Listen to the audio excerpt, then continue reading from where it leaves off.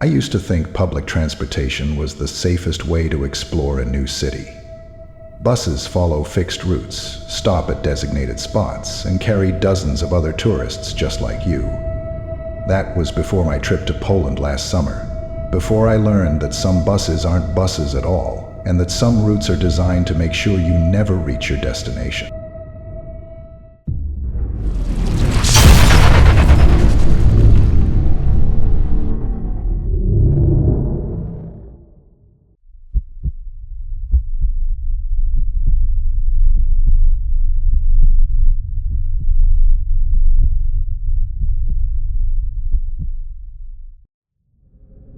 The tour bus seemed legitimate enough at first. It had the same blue and white livery as the other sightseeing buses in Białystok, complete with tourism board stickers and route numbers. What caught my attention was the destination. While other buses crowded the historic downtown area, showing off Orthodox churches and restored merchant houses to eager tourists, ours veered toward the industrial district. The driver called it a special route through broken English and enthusiastic gesturing. The late afternoon sun cast long shadows between the abandoned warehouses. My phone showed no service bars, and the Wi-Fi that had worked perfectly in the city center was now completely dead. I glanced around at my fellow passengers, mostly other solo travelers like myself, about 8 of us total. A young Asian woman clutched her camera nervously, while an elderly man in hiking gear dozed off against the window. The bus's engine made an odd chittering sound I'd never heard before. Having taken public transport across 3 continents, I prided myself on knowing the usual quirks of various bus models. But this sound was different, almost organic, like insects scuttling. I tried explaining it away as a loose fan belt or aging transmission, but every explanation fell short of that unsettling noise. I tried to calm my growing unease by focusing on the guidebook in my lap, but something about the driver kept drawing my attention. His movements seemed stiff, mechanical.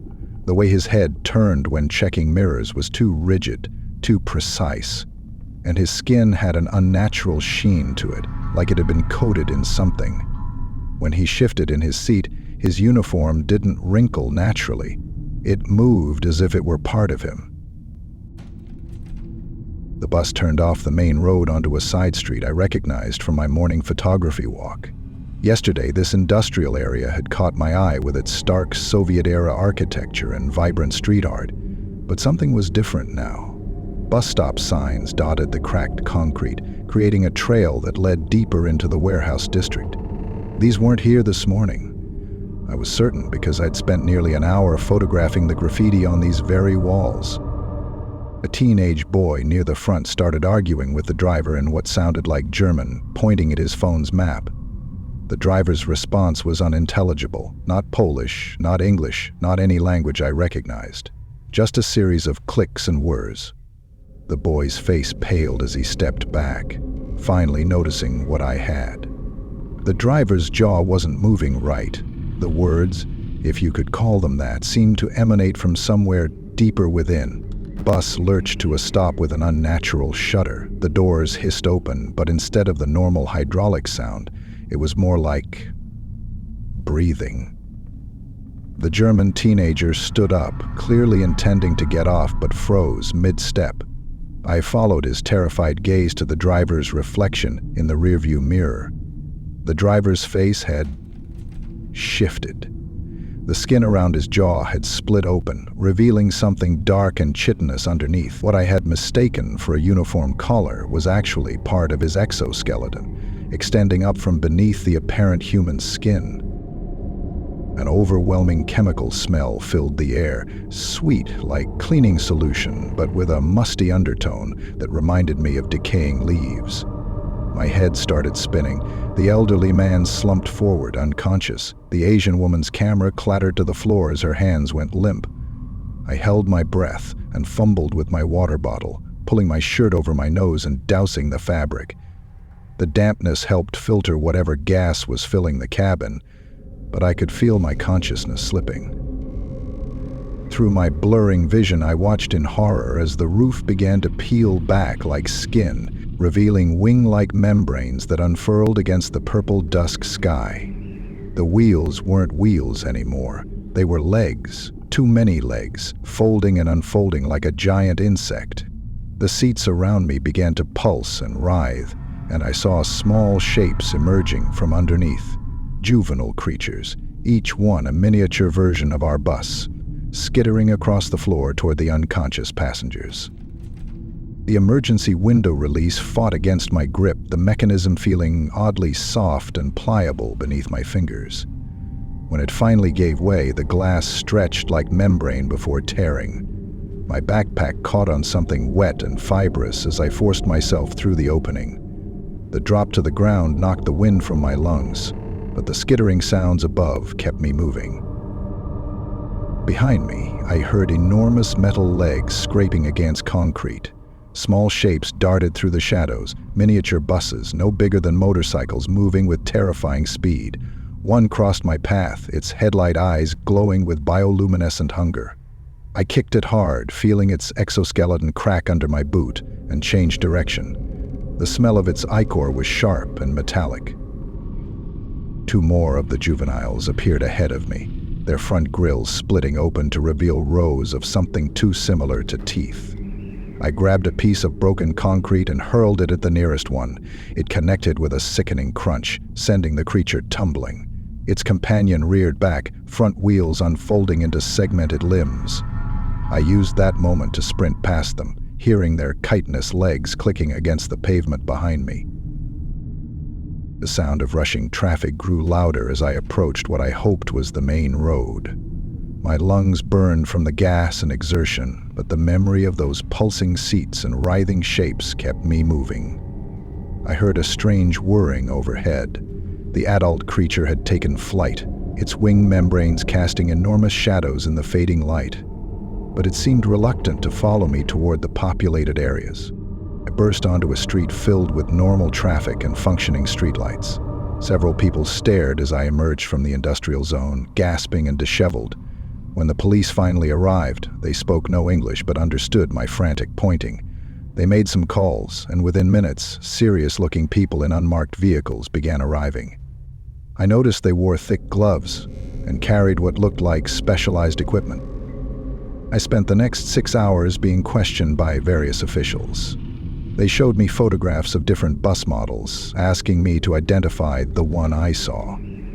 They were particularly interested in my description of the smaller creatures. One woman, who never gave her name, asked very specific questions about the bus stop signs, their exact locations, their condition, whether I'd seen anyone moving them. They took my clothes for testing and gave me new ones, insisting it was standard procedure. They let me go eventually with a story about drug smuggling operations and strict instructions to avoid the industrial district. The taxi ride back to my hotel took me past countless bus stops, each one looking more innocuous than the last. Every now and then, my driver would slow down to let a city bus merge into traffic.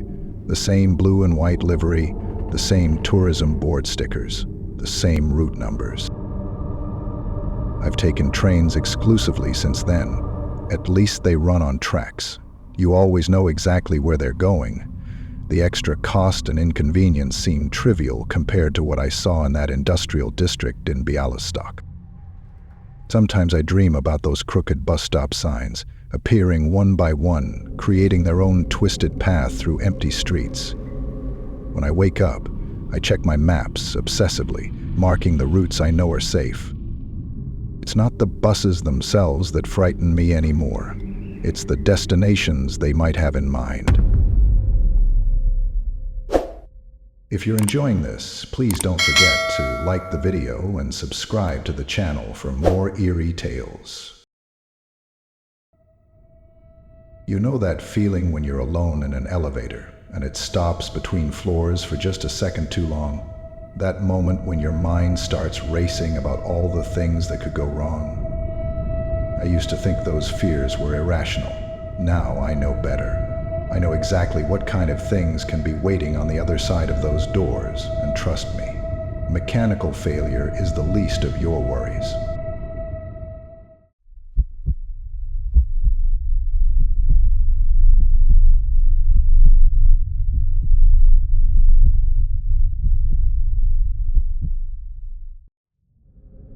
I never wanted to work the night shift at Meridian Tower. The pay was better, sure, but something about being alone in a 30-story office building always felt wrong. Like you're not supposed to see the empty spaces where hundreds of people should be. But rent in the city isn't cheap, and beggars can't be choosers. I'd been doing this job for about 3 months when it happened. It was a Tuesday in October, nothing special about it. I was on the 23rd floor, following my usual routine. Empty the trash bins, vacuum the carpets, wipe down the surfaces. The fluorescent lights hummed overhead, and the only other sound was the soft whir of my vacuum cleaner. I'd just finished the main office area when I heard it. At first, I thought it was just the building's old ventilation system acting up again, but this was different. It was a wheezing sound, like someone with severe asthma trying to catch their breath. It was coming from the elevator lobby. Now, I should mention that Meridian Tower has 4 elevators, but only 2 run during night hours to save power. I was about to radio Mark, the security guy downstairs, to check if anyone else was in the building, but when I reached for my radio, I realized I'd left it in my cart back in the office area. The wheezing got louder. Something in my gut told me to stay put. But I had a job to do, and the elevator lobby was next on my checklist. I told myself it was probably just air getting trapped in the shaft. These old buildings make all sorts of weird noises at night. I wheeled my cart toward the lobby and the sound became clearer. It wasn't mechanical, it was too organic, too irregular, and it was definitely coming from behind the elevator doors. The indicator light above showed the elevator was stopped on my floor. That wasn't right. I hadn't called it, and no one else was supposed to be up here. I was about 10 feet from the doors when it happened. The elevator made a grinding noise, and the doors started to open. They got about halfway before jamming with a harsh metallic screech. What I saw in that gap, I still have trouble describing it. The elevator lights were flickering, but in those strobing moments, I caught glimpses of something that shouldn't exist. A thin, reddish-brown figure stood pressed against the far wall. Its proportions were all wrong, too tall, too thin, but it was its face that made my blood turn to ice. Where there should have been eyes, a nose, anything normal, there was just a mouth. A huge, grotesque mouth with teeth that looked too human, too familiar. I wanted to run. Every cell in my body was screaming at me to turn and sprint for the stairs. But I couldn't move. It wasn't just fear, though God knows I was terrified. It was like my muscles had completely locked up. All I could do was stand there, frozen, listening to that awful wheezing. The thing never moved, never tried to squeeze through the gap or reach out. It just stood there, breathing that horrible, raspy breath. Sometimes the lights would flicker more rapidly, and I'd catch more details I wish I hadn't seen. The way its skin looked like old leather, how its ribs pressed against its flesh, like it was trying to burst out. I don't know how long I stood there. Hours, probably. My legs started cramping, but I still couldn't move. I watched the digital clock on the wall tick from 1:47 a.m. to 4:23 a.m. Just me and that thing, locked in some horrible staring contest that I couldn't look away from. The worst part? I knew it was aware of me, not just because it was facing my direction, but because I could feel it. Like when you know someone's watching you, but 100 times stronger. And all that time, that wheezing never stopped, never changed rhythm. It finally ended when the building's backup generator kicked in for its weekly test. The power flickered, and the elevator reset. The doors slid shut with a soft ding that seemed obscene after hours of that wheezing. As soon as the doors closed, whatever force had been holding me in place vanished. My legs gave out, and I collapsed onto the carpet.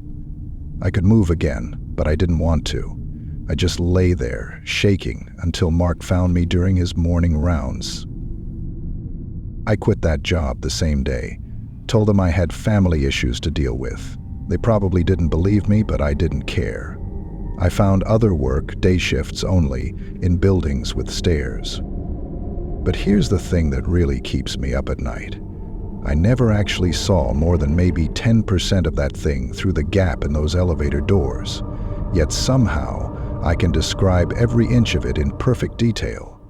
Even now, years later, I can close my eyes and see it all, every twisted proportion, every detail of that massive mouth. And I know, deep in my bones, that this knowledge wasn't something I was meant to have. Sometimes, when I'm alone in an elevator, I hear the ventilation system kick in, and for a split second, it sounds like wheezing. That's all it takes for my heart to stop and my muscles to lock up. Because now I know what's really out there, hiding behind closed doors, waiting for someone to be alone at the wrong time. I still take elevators when I have to, but I always check for other passengers first. And if I hear even the slightest wheeze, I take the stairs, all 30 floors if I have to.